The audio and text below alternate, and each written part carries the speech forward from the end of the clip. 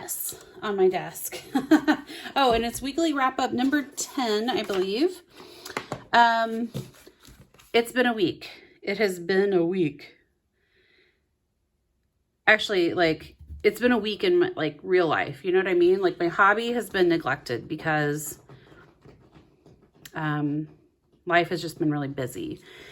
But I did manage to have some time to work on my March sheet load of cards. Okay, if you can hear that, that's one of our cats, Shane, and he's scratching. And that's Billy doing the same thing. Anyway, so this is the base for the March sheet load. I had some scraps on my desk, and so I tried to use those. I decided I don't want to file these back into my storage, so I trimmed them down according to the directions, and I had enough pieces that I have, like the 6 I think that it calls for, but then I have enough scraps. I'm gonna eke some more out of those eventually, but I wanted to make just kind of what was called for first and then go from there. So this is what I have. It's a My Mind's Eye collection that I cannot remember the name of right now, but it's an older one and it's just beautiful. I just love those roses, and like the splash of that yellow green is just kind of unexpected with these colors, but somehow it works.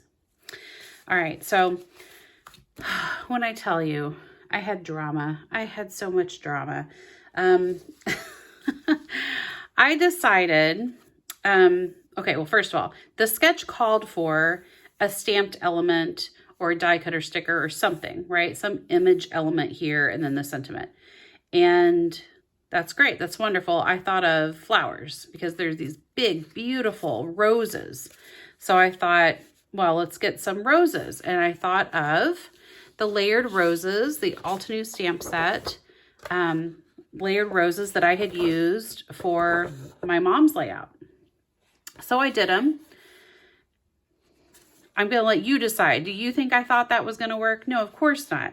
I stamped in pink, but they came out purple because they're still stained. Even though I've cleaned them, they're still stained from that layout.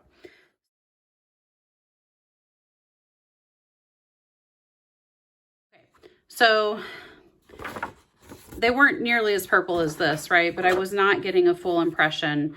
And I don't know if it was because my ink pad was dry or I don't know, like I've used them before and I've gotten great results. So I'm not sure what it was, but I was super frustrated. So at this point, I decided to switch to this AliExpress set that I had that I've never used. I thought, well, this is the perfect time to try to use this.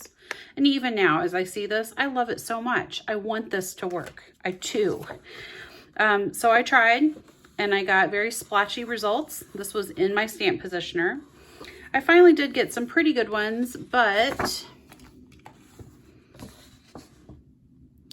if you can see how the ink beaded up on the surface. So they weren't very well seasoned, which don't get me started on that, but okay, fine. I seasoned the stamps and I cleaned them again and tried again. Now this time I was able to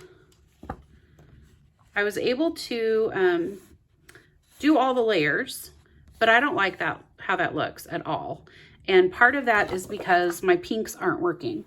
So I've got Ranger dye ink. I've got Hero Art shadow ink. I've got Distress inks.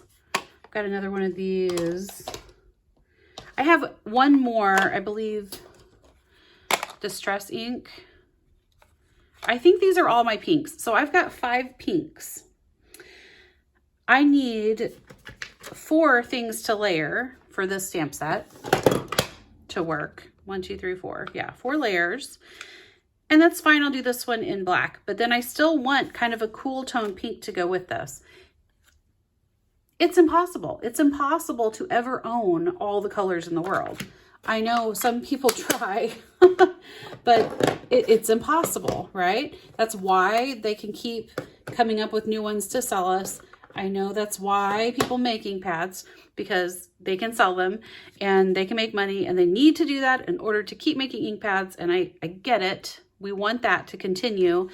because we want to keep having supplies to craft with, right?